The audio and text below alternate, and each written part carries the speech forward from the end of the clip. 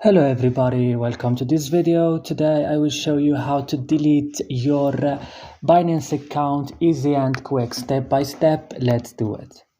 You need to open your Binance. First, you will find this list. Go here to the corner of the screen and click.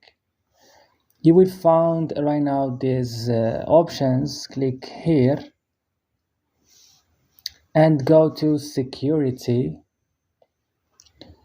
and come directly to manage account, the last options, guys.